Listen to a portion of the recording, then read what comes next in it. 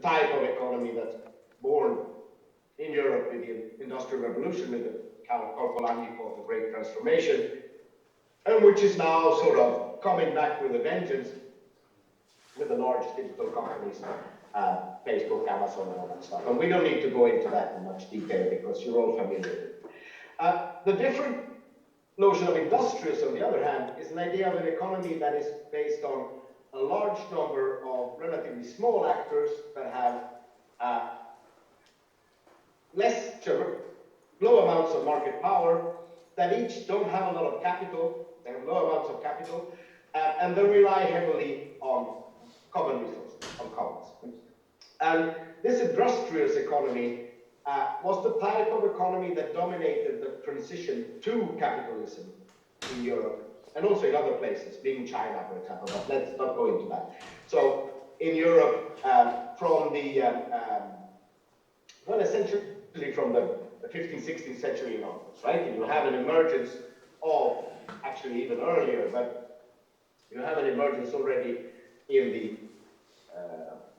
10th, 11th century of a so-called commercial revolution based on artisans, small-scale traders in the towns, in the cities, who each had relatively little capital, relatively little market power, had to rely on common resources in the form of common knowledge, sometimes codified associations like guilds and fraternities, sometimes just sort of implicitly available, as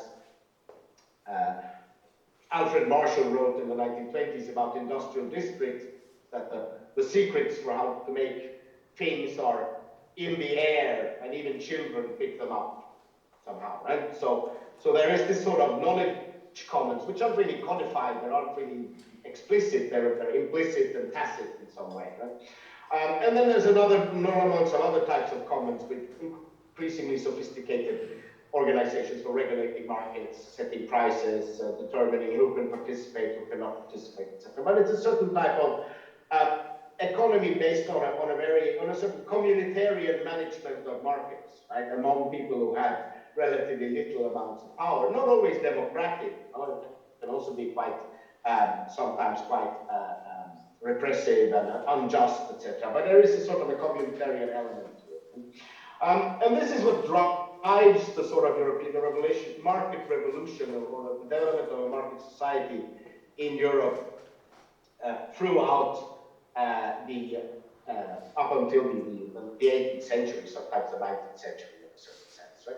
And this is a type of economy that Adam Smith wrote about, for example. Adam Smith wrote The Wealth of Nations in 1776 when the Industrial Revolution was going on around him, but he didn't really see that. He wrote The Wealth of Nations looking at the type of industrious, small-scale economy of his local surroundings, context.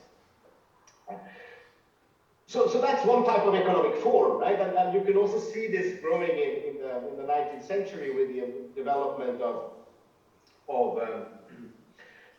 industrial districts, and also related to interestingly, to the emergence of early forms of automation, right? Early forms of automation like the Shakard loom and other types of machinery, notably in the spinning and textile industry, were actually quite compatible with this type of small-scale, flexible production networks, right? And there was nothing, in that technology that, anyways, determined their implementations with the large-scale industrial factors. So of course, then the emergence of industrial capitalism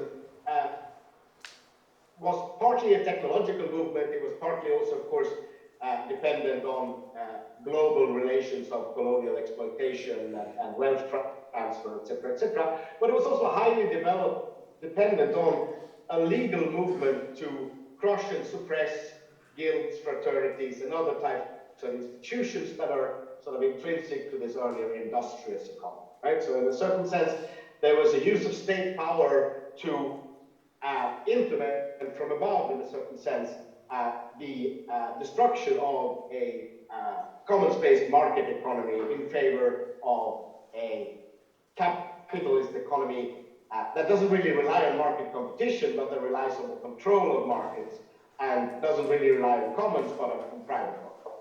So that was sort of the shift that, in a certain sense, permitted for the recycling of old feudal elites into a new capitalist class.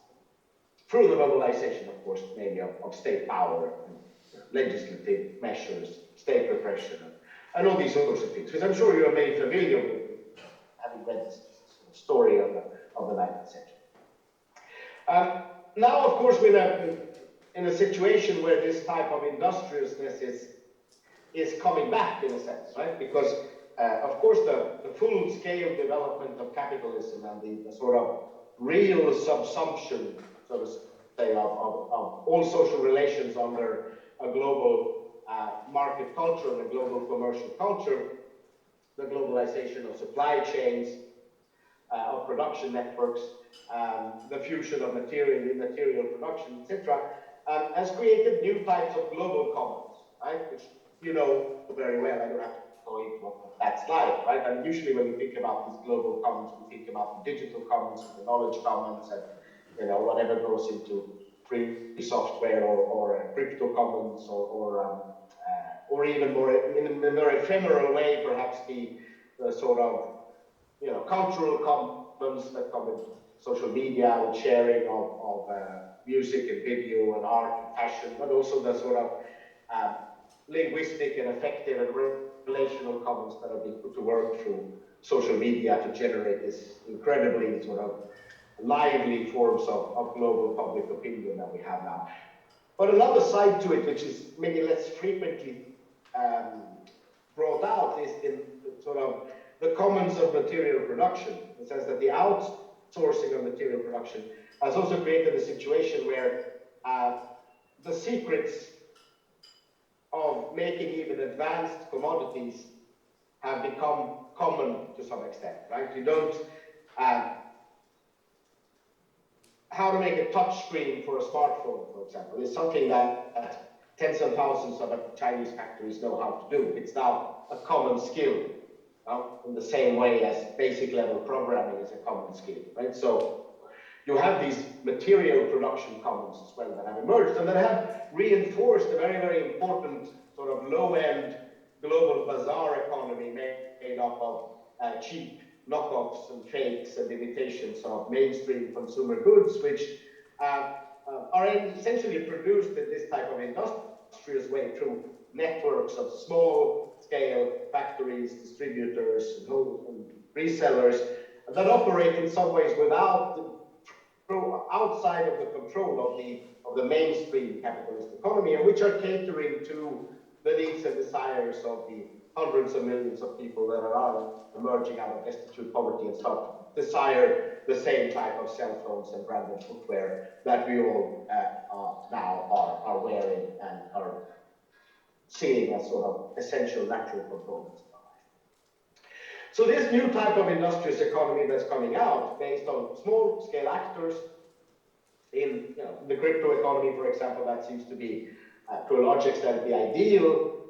I don't know how much it is the reality, but you, of course, know this much better than I do, but the ideal, to a large extent, seems to be that of being able to rely on common knowledge, commonly available technologies, etc., to engage in small-scale and very transparent market competition, while at the same time being also illuminated by non-economic values, market competition that happen on markets that are structured according to certain values, certain ethical principles, etc. And I know a lot of you are working on these types of projects in order to create sort of ways in which markets can contribute to the common good in different ways, and markets can be regulated in ways that respect other values than simply profit accumulation.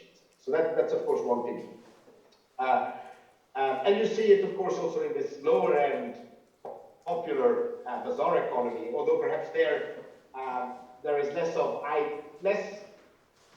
in terms of explicit ideology, right? It's more a matter of making do and surviving the everyday in a certain sense, right? Of living through yet another day. Although research, of course, shows that a lot of this bazaar economy is also heavily anchored religious or traditional belief and value systems, right? Bazaar traders in Delhi, for example, have a strong market ethic, which is sort of anchored in popular notions of Hinduism and things like that. Right? So it's not, but still there is this perhaps less in terms of explicitly articulated ideological concepts.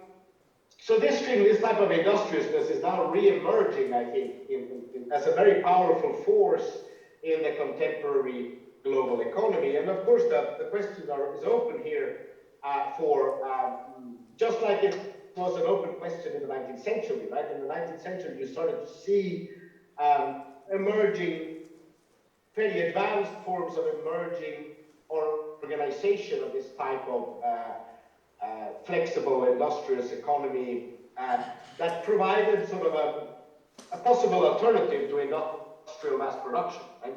It's a great article by Pure and Sabel about this from the 80s called Historical Alternatives to Mass Production, where they sort of show how in the 19th century the combination of this type of commons-based industrious enterprises with new technologies of automation pointed towards sort of a different way of understanding a modern manufacturing economy. And maybe today also we can understand different ways. I mean, there seems to be emerging different forms of organizing this new type of contemporary industrious economy. And of course, you're sort of at the cutting edge of that, right? As far as I understand, a lot of these projects that you're bringing ahead are attempts to invent new forms of sort of organization of this type of economic practice, right? And it's possible perhaps that there could be some sort of fusion or reunion or combination of this more ideologically explicit industrious economy headed by knowledge workers like yourself, right?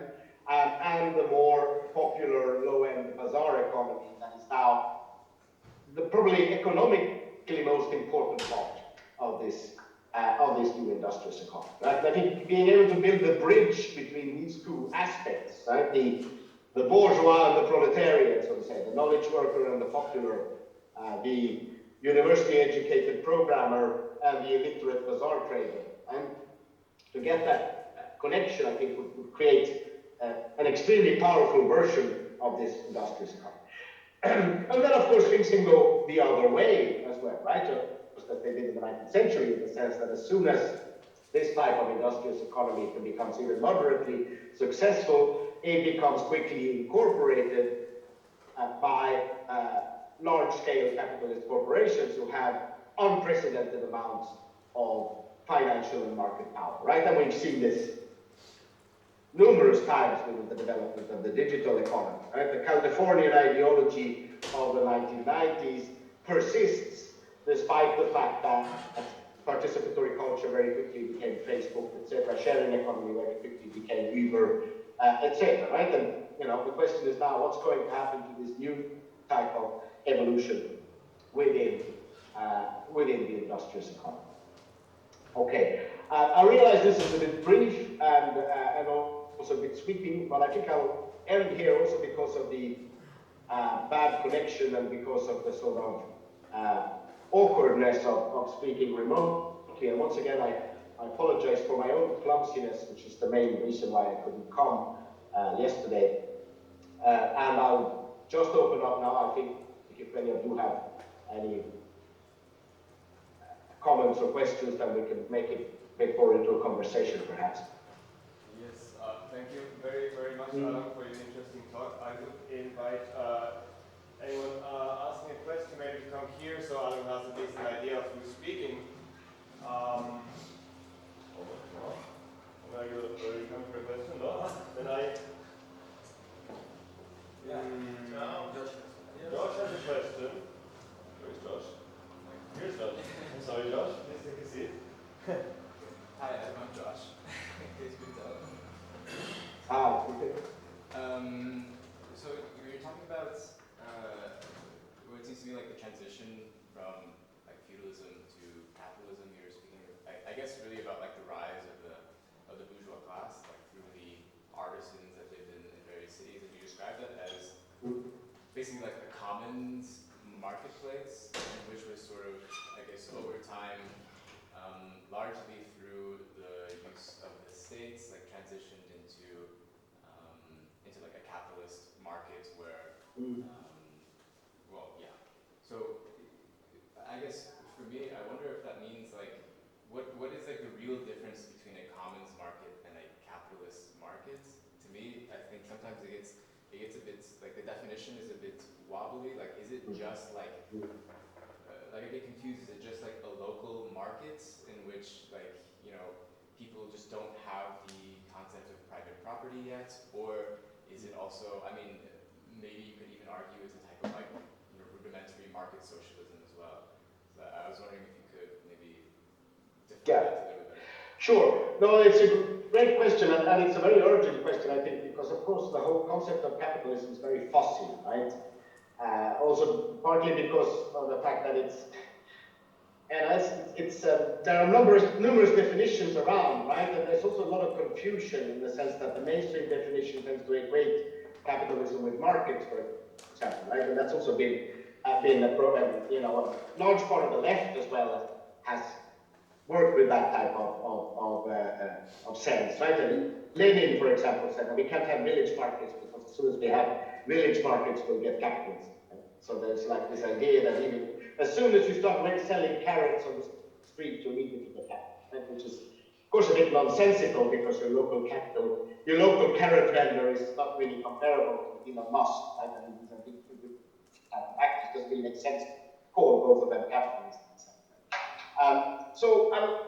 I mean, I think that, first of all, it's a matter of degree and rather than absolute, right? Markets can be more or less capitalist to start with, right? And then, what does it mean that they're capitalist? Well, I think Fernand Braudel has a very good definition of this. He says that there's always been markets, right? I mean, there's been markets ever since, as long as there's been urban civilization, probably even earlier than now, archaeological evidence of Neolithic trading networks, Mesolithic trading networks, etc. So the people have probably always exchanged things in market-like conditions.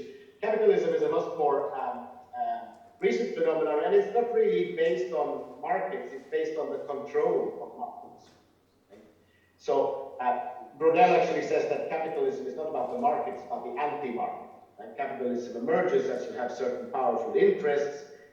Looking at Europe, you will talk about the 13th to 14th century, the trading networks, etc., they start to monopolize and control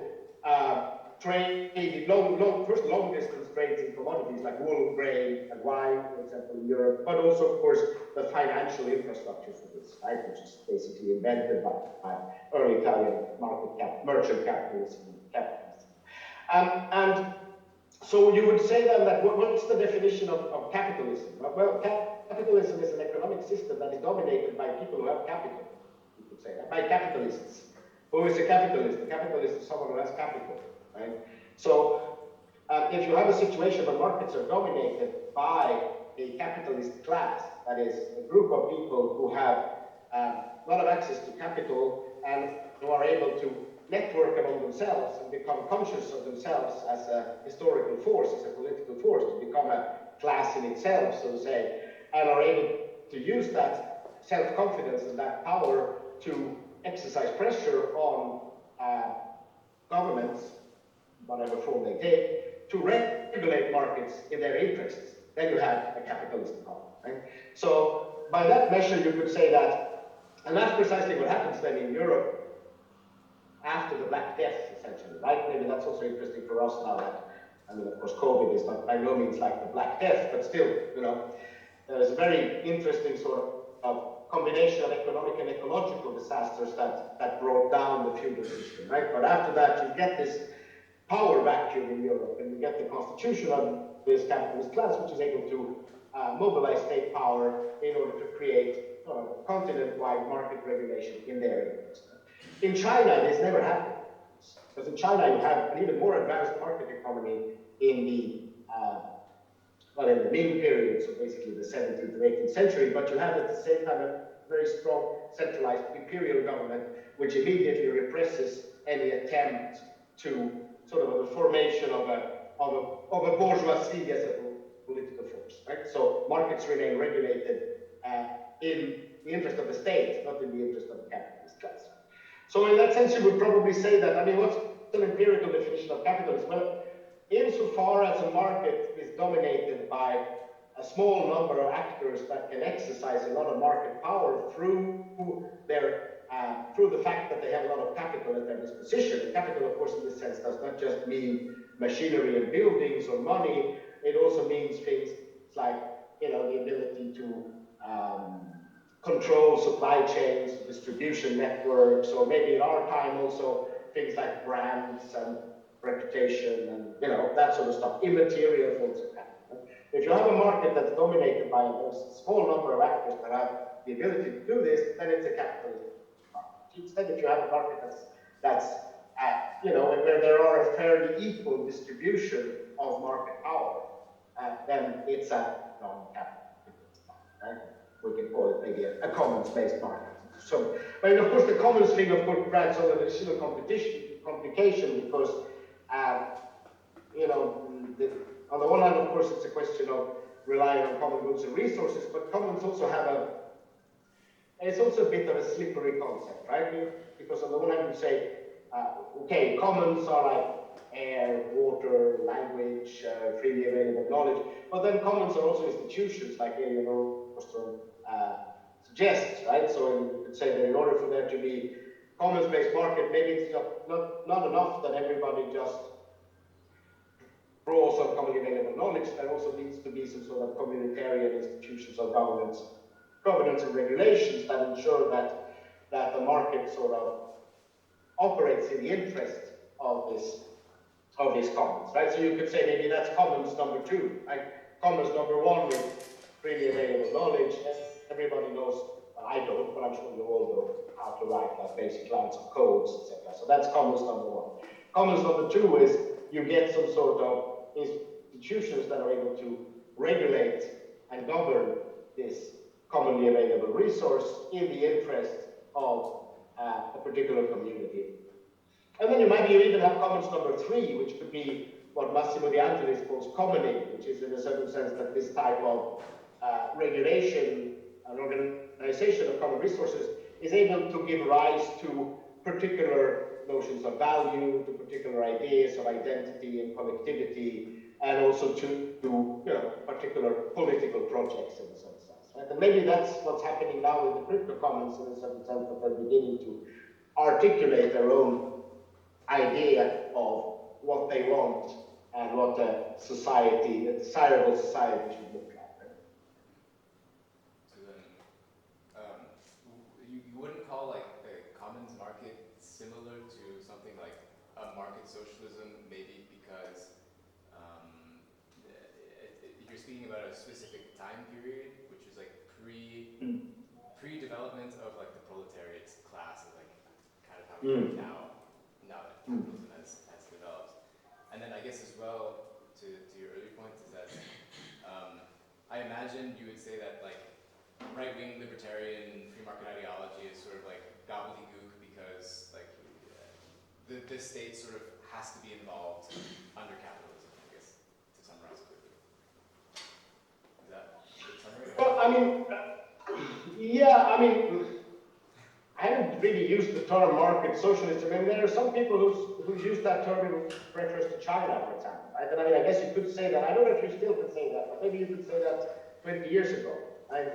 I mean, now, of course, China also has changed to a large extent, right? And you're getting a lot of, explicitly very powerful capitalist interest, both in the digital sector, but in the real estate business, and all that stuff, right? So it's not exactly the same as it was 20 years ago, but 20 years ago, I mean, when you had a situation where the state controls the industries that have a natural tendency to monopoly, like extractive industries, mining, energy,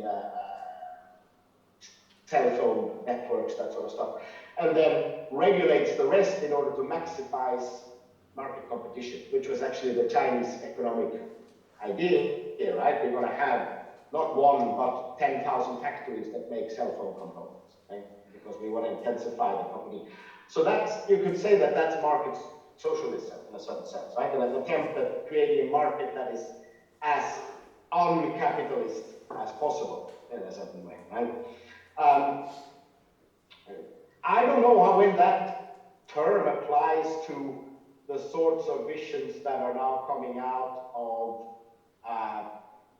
the crypto commons and other types of commons-based ventures. I mean, do you people identify as socialists, or do you want to have some other term? I don't know. I mean, it does drive into the other point that you had, of course, about the state, right? I mean, every market needs to be regulated.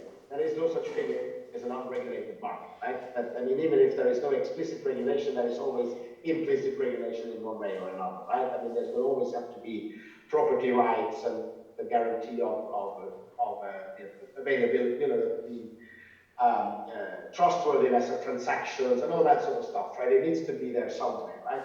And so there's always regulation. And the regulation needs to be implemented by some sort of actor that exercises a state function, right? It doesn't necessarily have to be a state, but it has to be able to act like a state, right?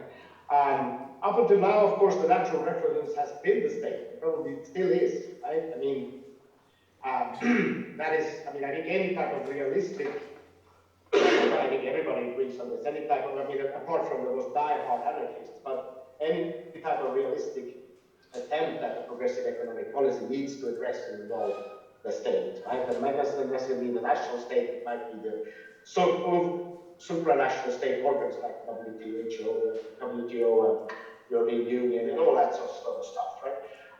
But it seems to me also that your guys are experimenting also with sort of alternative forms of state function, right? If I understand things well, a lot of these institutions and devices that you are experimenting with, right, seem to be like the idea that you could somehow encode the state function into software in a certain sense, right, and make that somehow operate alongside the state. And that's a very interesting proposal, of course, right? That's a very interesting proposal. It has one very problematic aspect, though, is that, if you want to have a state function, you need to have a monopoly on violence. You need to have violence at your disposition. If you don't have that, then someone else will have it, right? So the problem, of course, as soon as you start creating sort of a commons-based or a communitarian state function in some way or another, then it probably works well within the community, and it might still work well within the context of an overall state-enforced sort of legality and stability. But when that stuff doesn't really work anymore, and I guess that's a bit the perspective, right? Because why would you want to build communitarian state functions? Well, partly because you don't like the official state, right? Or maybe you think that the mainstream state functions are going to collapse at some point, right? Which is just a viable perspective, I think, in these times. But in any of these scenarios, you need to be able to defend your communitarian state making mechanisms, either against the state that you don't like, which is going to try to appropriate it if it becomes too successful, right? Any type of communitarian cryptocurrency that will operate in a particular market sector well enough will be a goal for state-supported financial, either state repression, right? Because central banks might not like it, or essentially financial appropriation supported by with the consent of the state. So attacks from the state itself is one thing, but then if the state collapses, then there's going to be a lot of other actors which are going to try to appropriate the things, the value that is being created, right? Where I live in southern Italy, we have a very, very strong power of organized crime, for example, which is not that easy to separate from the state because it's very sort of interwoven in different ways, right? But of course, I've been working a lot with these, alternative agricultural economies, etc. And they often have visions that we will be able to grow our own grains and our own biodynamic and permaculture agriculture, and we're going to be able to trade these things with cryptocurrencies, and we're going to be able to use blockchains to regulate the economy and all that sort of stuff. Okay, but when there's no police force anymore and there's no courts, then someone else is going to come and take all that stuff from you, right? So in that case, you need to think also about how to defend it, right? So I think it's important. I mean, we don't like that, right? Because we're sort of what Italians call buonisti, no? We're like do-gooder leftists, right? We don't like violence. We don't beat each other up, and we don't. The right-wingers go to shooting ranges and practice target practice and stuff like that. We don't do that, right? But I think it's something that needs to be confronted, because if there is some sort of idea of realizing fields that are alternative to the efficient state apparatus, then the question of violence and the monopoly of violence needs to be addressed in some way. Adam,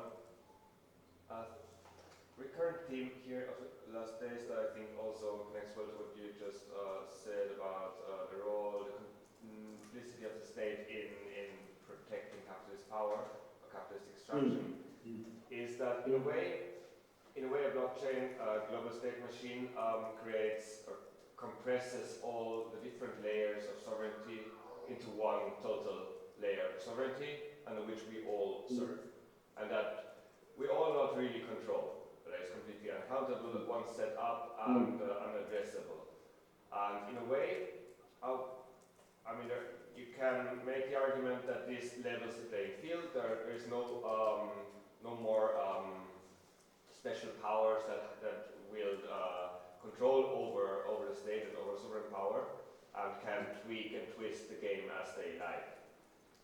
On the other hand, the question then shifts to, okay, that's about formal power, formal right to set the rules of the game, but how much, what is more important? Is it formal right or actual power, actual control of the tokens then over mining and over the extraction that's taking place there? Like, to add, another theme that came up yesterday is the automation of extraction from proof of work to proof of stake, where in proof of stake you simply, you get rid of having to provide mining power. You just directly get your interest rate. So in a way, we get rid of a lot of layers of sovereignty, of relative sovereignty, and we get rid of these, let's say, inter-capitalist games also. At the same time, we make it super easy to just channel up, channel up a revenue stream to the already powerful. Do you have any thoughts on that, on how to, whether that's actually in the right direction or not? There's been a lot of, throughout history, a lot of ideas that you could somehow solve this question of power and sovereignty through technological or even organizational means in some way, right? And so far it hasn't really worked, but that doesn't mean that it might not work now, right? Maybe we're now, there might also be this type of evolutionary perspective that I think Michel Bauwens and others are embracing, that we're now living up at the level of technological and social organization. That means that perhaps this question can effectively be solved through technological and organizational means. Right? I have no idea. We'll have to see how. I have a litmus test though, right? If the Afghan state, which was of course completely hollowed out by corruption and failed state long before the Taliban took over, etc. But if the Afghan state was running on blockchain, would that blockchain-based economy be able to keep functioning and be resilient in the face of a Taliban takeover? That's sort of a bit of a practical test in a sense, right? It's a pity that Grace is not here. She was calling for more underground, and that would really vibe with your hesitation was still a recommendation to look at arms, if I got you right. Well, no, I'm not recommending that at all. I'm just saying that. To shoot bullets, but some form of more contentious means might become interesting. I don't know. Maybe it's. Of course, there is a certain. I'm very open to the argument that there is a certain certain inertia to the stack, to what Benjamin Bratton calls the stack, right? To this sort of socio-technical construct, which is built by machinery and software in a certain sense, and that it has maybe represents a new form of power, which operates at a different level and which can't really be challenged by the old sort of physical violence that's been with us since the Stone Age, right? Maybe we're now sort of actually coming out of that. That's entirely possible, right? But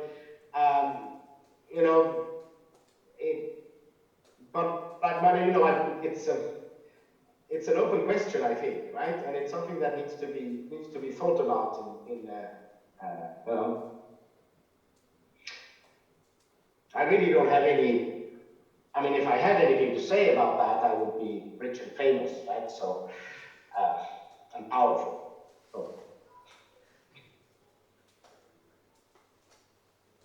Do we have any more questions or inputs to the debate?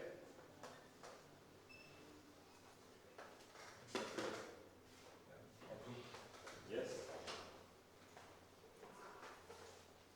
Well, I think what's happening maybe in Estonia in terms of a digital country, the motivation to do that is to actually, if any other country will invade, you cannot really disconnect the social fabric. So once you're there, you can change flag, but the people are the same and the network is the same. So I think that there is a great opportunity there. So actually, if you look at what happened in CCG, where all these empires kind of passed through, what happened to the people? They started to form a kind of form of early government that is actually mafia, right? So if you think about it, they just stay there as the power structure remained there as the other countries. Well, yeah, but I mean, maybe, right? And maybe that's also something new, but it's also quite an old story, right? I mean, most conquests haven't really been able to conquer society, right? They've been able maybe to conquer the elites and the main institutions and the main extractive mechanisms, but in most cases, everyday social life has remained essentially the same, right? I mean, once again, you were mentioning Sicily, and I mean, I disagree a little bit on your story about the mafia. I think it's much more connected to the crisis of feudalism and the way in which the aristocracy had need to defend, to invent new forms of power in what essentially became a power vacuum. Also after Italian unification, etc. So it's a more complex story, I think. But if you take the southern Italy, of course, there is this old Gramscian distinction between the formal and the real country or land. It's called Paese Reale and Paese Formale, which basically, in a sense, is that the real South was never really conquered. Right? It just sort of went on, basically. It still goes on, according to. So I don't know if this changes with the blockchain. Maybe because you don't really need to change everything. The only thing you need is to take power over the main extractive points, in a sense, right? And the main sort of levers of the system. But maybe, maybe it's true what you're saying, that this type of new technological systems will prove more resilient towards takeovers, which might not necessarily be military, but financial or other things like that, right? That's about like enforcing the relation between the people, how they gather around a topic or an identity. I wanted to also quote Michael Reynolds from Earthship here, that the answer to the question, like what happens when they come to get our tomatoes, right? So he actually called it a tomato defense system. And the tomato defense system is just making sure that your neighbors have better tomatoes than you have. Just keeps escalating in this way. So basically, try to conquer in the other direction, right? It's like help your neighbor having better products. Of course. That's sort of No, no, sure. I mean, that sounds very nice, but, you know, yeah. Thank you very much.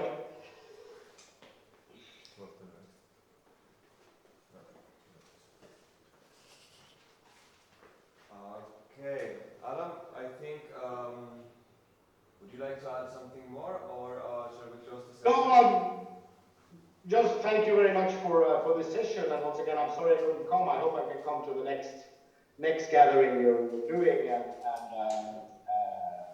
yes, I do hope so.